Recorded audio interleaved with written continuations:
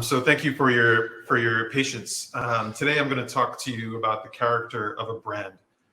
What right do brands have to call themselves virtuous? What we see is a lot of brands that really are claiming the high road and arguing that they have a higher level purpose. And so we ask the question, what right do brands actually have to call themselves virtuous? Just by way of introduction, I work at a company called Sylvain. We're a strategy and design consultancy. I'm here at our headquarters, you might say, in New York, in Soho, New York. And we have an office in Amsterdam, we have an office in Richmond, Virginia, and an office in Los Angeles. We work with a lot of companies around the world. If you're curious, check us out at sylvain.co. I work with Apple, Google, Netflix, Spotify, your friends in Sweden, of course, American Express, BlackRock, and others. But let me get started. I want to talk about this idea that brands really live in an unforgiving world, and really point to, at first, Robinhood. I don't know how familiar you are with the Robinhood story, but it's a great example of how mercurial the world is and how quickly brands can change. Robinhood kind of launched with this really virtuous positioning. Even in its name, it meant to stand for something pretty wholesome, to democratize finance for all, which is a bold promise. It was its purpose, was founded in 2013, an investing app that made it easier for finance to be accessible to more and more people. And it was immediately the darling of startups and of the industry. It was lauded. It was very popular with millennials, and it reached its peak of its popularity in 2020, where it made about $682 million in revenue. It was like a 500% year-over-year increase before the prior year, and they were killing it. Everyone was loving Robinhood, and immediately, just a few months later, it quickly fell out of favor, largely because of a scandal involving GameStop, the GameStop fiasco, and how they blocked GameStop trading, which was really contrary to their democratization message. And when they went public in July of 2020, they ended up experiencing an extremely disappointing IPO. One of the most disappointing, the most disappointing of all American companies of that size in 2020. And so it was a perfect example of just how dizzying our culture is. It's a perfect example of how one day you can look at Robinhood and you can look at its purpose, you can feel that it stands for everything that's good in the world, and then the next day it's sort of a laughable example of what not to do. And that all happened within 12 months here in the US. And I think there are examples around the world. The pace of culture is dizzying. I mean, you just think about the amount of content that exists. 2010, there were 35 million tweets per day, which is like a buttload of tweets. A lot of things to keep in touch, keep an eye on. And 2020, we saw a growth of that, exponential growth of that, 500 million tweets per day. What are we supposed to do? How are we supposed to keep up with all the information? There's more information than there is time. People are constantly looking for the next thing. There's this tweet that says it better than I can. I'm so tired. I can't keep up with pop culture. I don't know how anyone does it, but maybe it's my short attention span. It's the idea that we are gluttons for information. We are gluttons for content, and there's more than we can even tolerate. And as a result, it's becoming very, very difficult. The rise of information has made it difficult for brands to reach people. They now have to find relevance in this kind of cacophony of noise. In the UK, 78% of consumers feel that brands never emotionally connect with them. That brands at one point were all about emotional connection. They were all about aspiration and an extension of your identity. And now we're seeing people increasingly don't look to brands for emotional security or any sort of emotional connection. And so brands are flailing. They're looking for all sorts of relevance. They're looking for micro moments of relevance. Netflix's Squid Game is all the rage, and Hyundai and Pepsi or other brands that kind of use that moment to kind of make their brand relevant, and which just really demonstrates the desperate nature of these brands. In this case, they're pointing to the dalgonic candles, I guess you call it. Anyway, brands are flailing. They're trying to find relevance.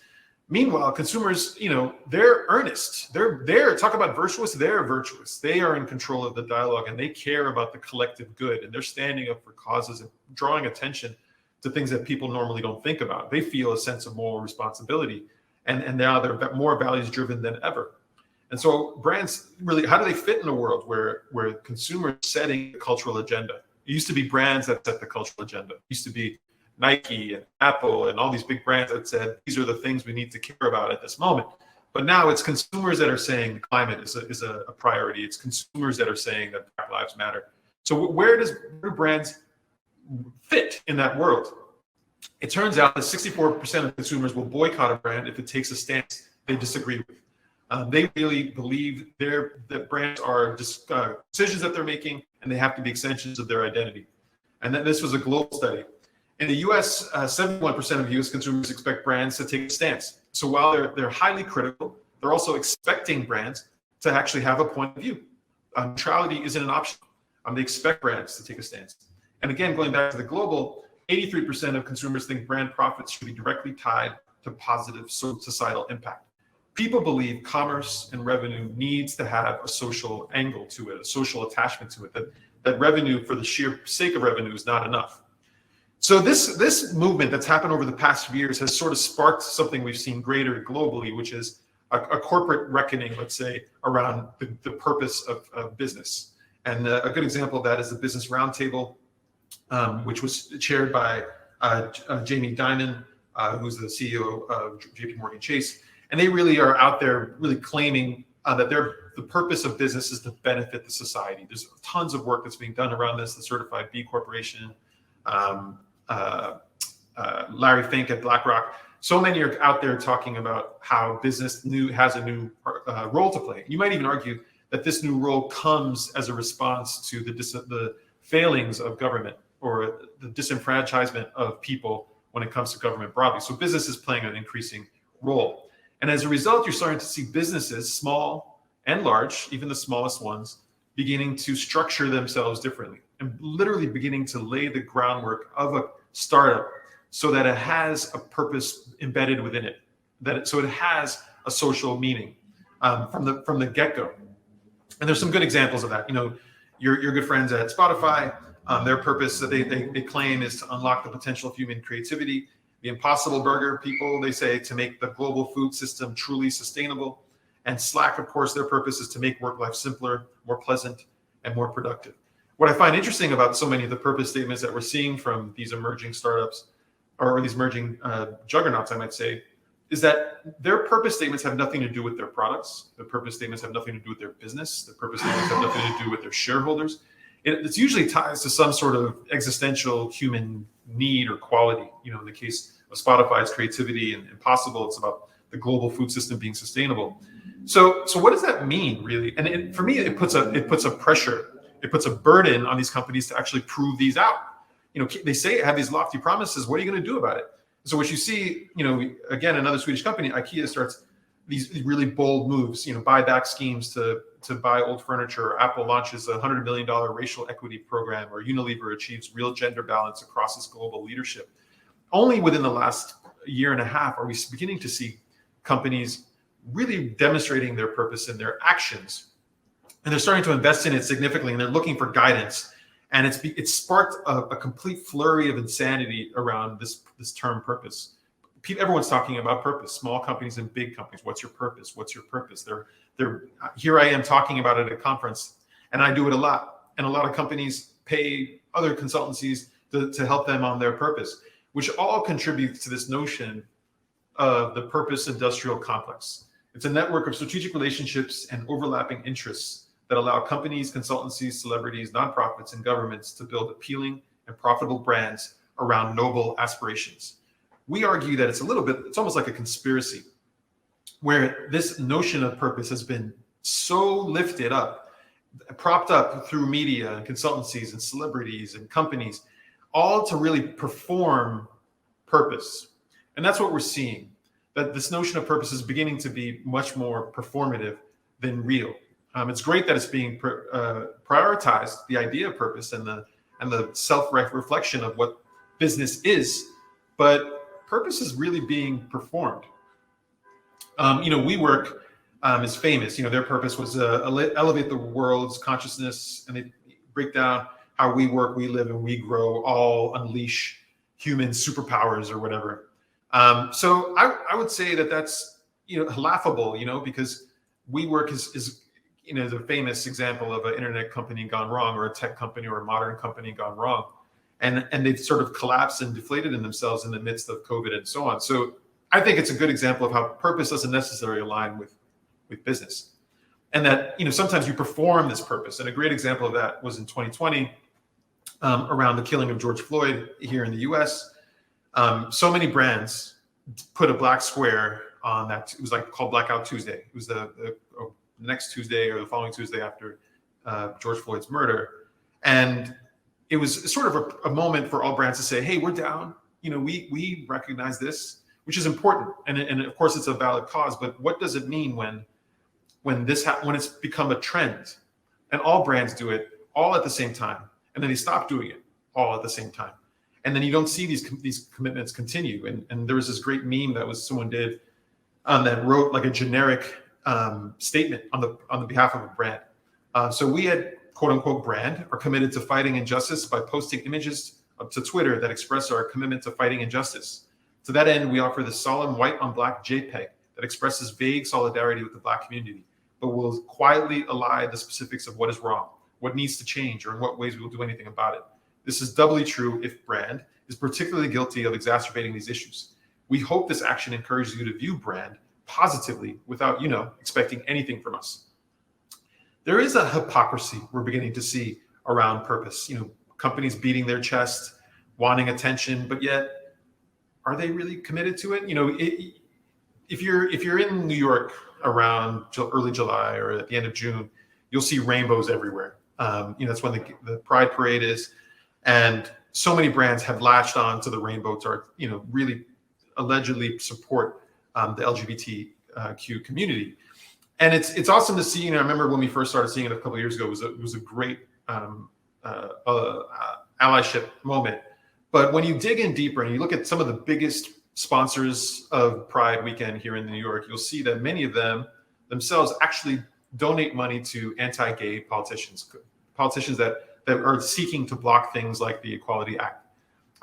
And so, companies like AT&T or Walmart and Wells Fargo, they literally sponsor candidates who, gay marriage is actually something that they're fighting actively against now here in 2021.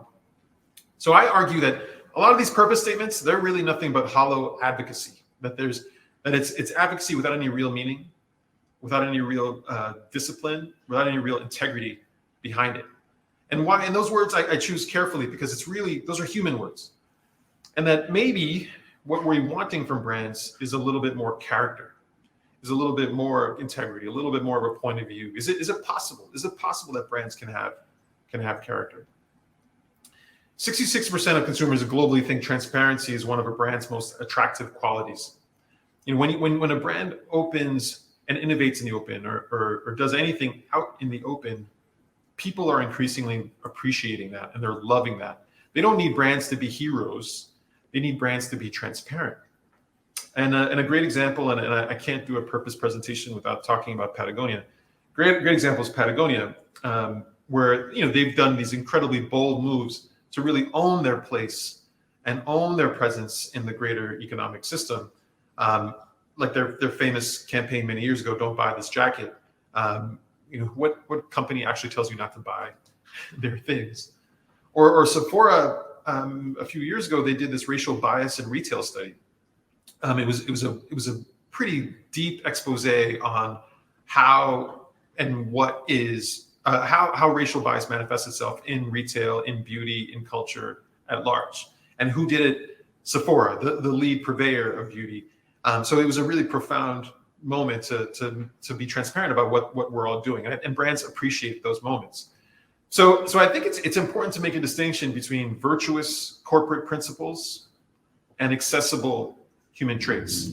I think what we want to see more from brands are more human, accessible human traits versus these lofty principles to change the world, or the WeWork principles or the Spotify principles. It's really more about accessing more of the human side of these organizations if possible.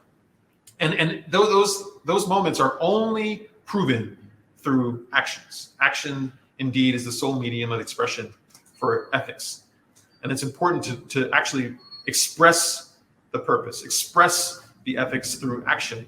And so I'm going to very quickly show you an example of our company here at Sylvain. So we're a strategy and design consulting company. We talk a lot about purpose. We're a certified B Corporation. And we're in the midst of finishing, we're going to release it next week, an impact report.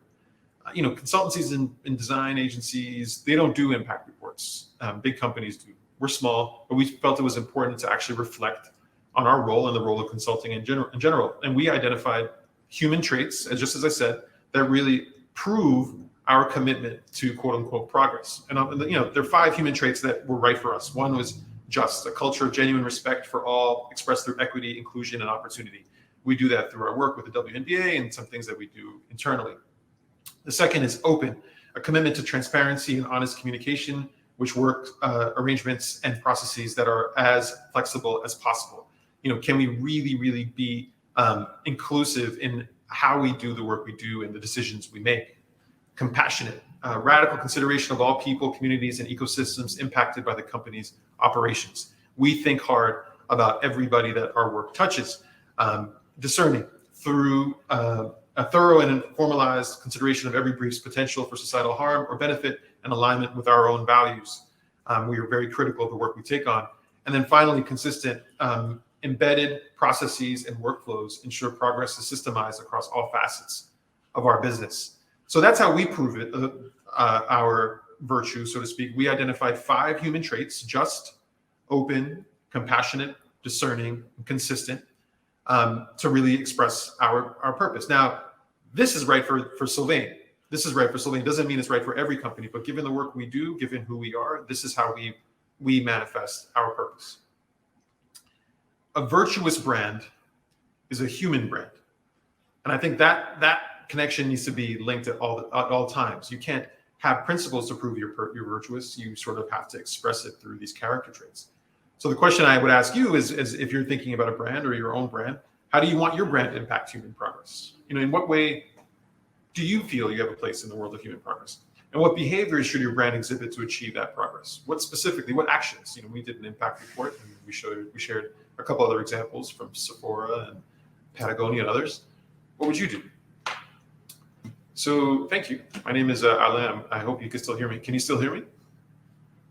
Yes? No? Did you all fall asleep? Yes, great. Thanks for your time. Thank you. I'm looking at the chat now. Are brands finally starting to listen to us? Good question. I think so. I think it's worse than that. I think they're starting to follow. They're starting to follow us, whereas brands used to lead us. Wow, look at that. Great. Well, if there are any questions, is there a Q&A thing? Check Q&A. Oh, wow. All right, there you go. Boom. Okay. Sure. I guess so. Yeah, sure. Martin, you can share with friends. Are there any other questions? No. Okay. Well, I hope this was a good micro moment for you. Thank you very much for your time. Enjoy the rest of your day.